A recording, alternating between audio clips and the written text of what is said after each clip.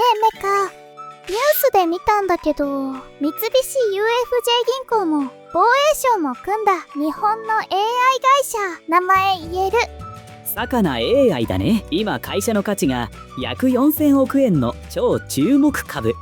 初耳だよ。私チャット GPT とジェミニしか使ったことないのに。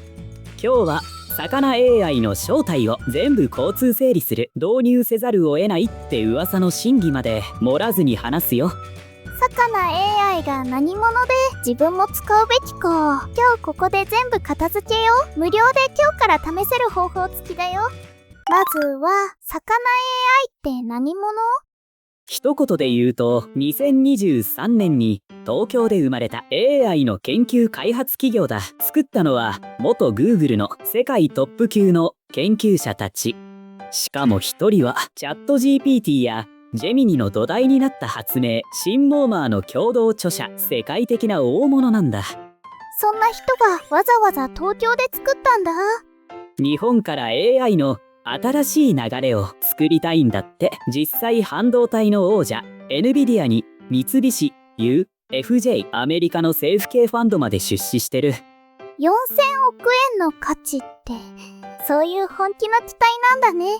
その期待の理由がこの会社の変わった戦い方にあるんだ。変わった戦い方って何がすごいの？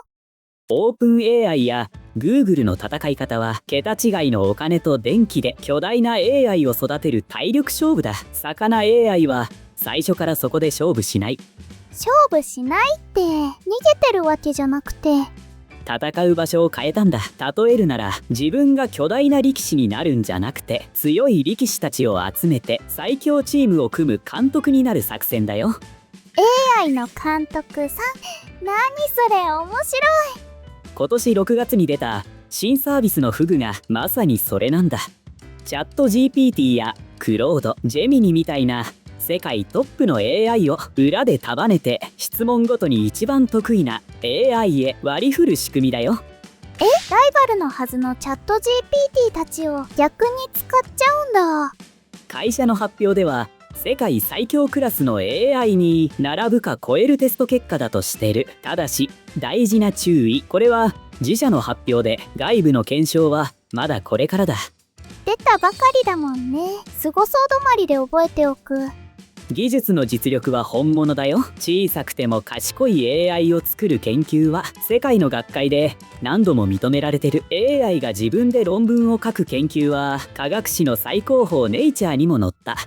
力持ちじゃなくて頭脳派なんだね。ちょっと応援したくなってきた。それって個人でも使えるの？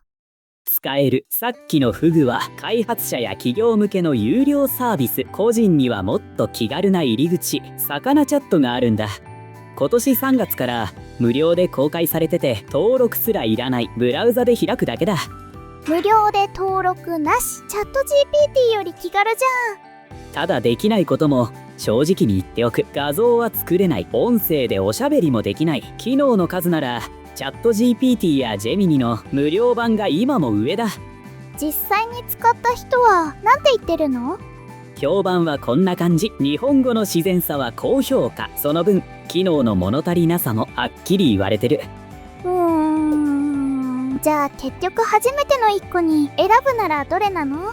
結論、初めて AI を使う人の最初の1個は今もチャット GPT かジェミニでいい。ここは迷わなくていい。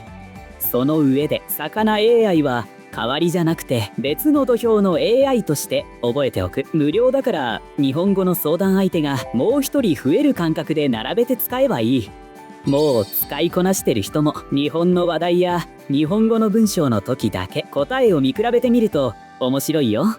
敵か味方かじゃなくて、そもそも戦ってる場所が違うんだね。でも会社だと導入って聞くよ。ここが今日一番伝えたい話。ニュースの見出しと実態の間には距離があるんだ。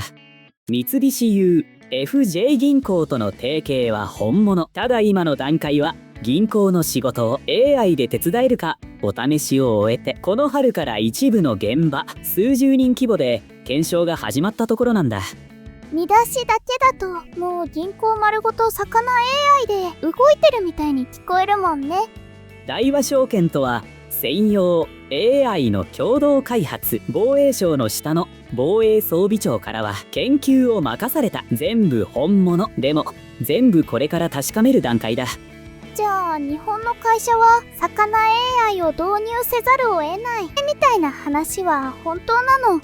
盛りすぎだね。国が国産 AI を応援してるのは本当。5年で約1兆円の支援計画もある。でも義務でも強制でもない。それに意外な事実もある。政府が自分たちで使う AI を選んだ時、魚 AI は7つの候補に入らなかったんだ。国が推す本命とまでは言えない。追い風は本物。でもせざるを得ないは盛りすぎか。ニュースの読み方って大事だね。覚えるのは一つでいい。魚 AI は日本の大企業と国が本気でテスト中の会社。結果はこれから出る。じゃあ私が試す時の注意点は？一番大事なのはデータの扱いだ。魚チャットに入力した内容は AI の学習に使われることがある。それって危なくない？落ち着いて。実はチャット GPT もジェミニも無料版は同じ仕組みなんだ。設定でオフにできるところまで同じ。しかもここネットの記事の多くが古いままなんだ。魚チャットは今年5月にルールが変わり、設定から学習への利用をちゃんと拒否できるようになった。そうなんだ。古い記事だけ見て怖がるところだったよ。逆に良いところもある。チャットの履歴は日本国内のサーバーに保存すると明記されてる。海外勢の無料版にはない安心材料。それでも仕事の機密や個人情報を入れないのはどの AI でも共通のマナーだ。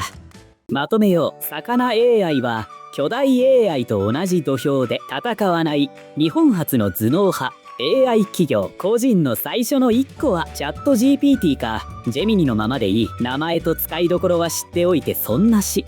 これで会社で名前が出てももう何それってならないね。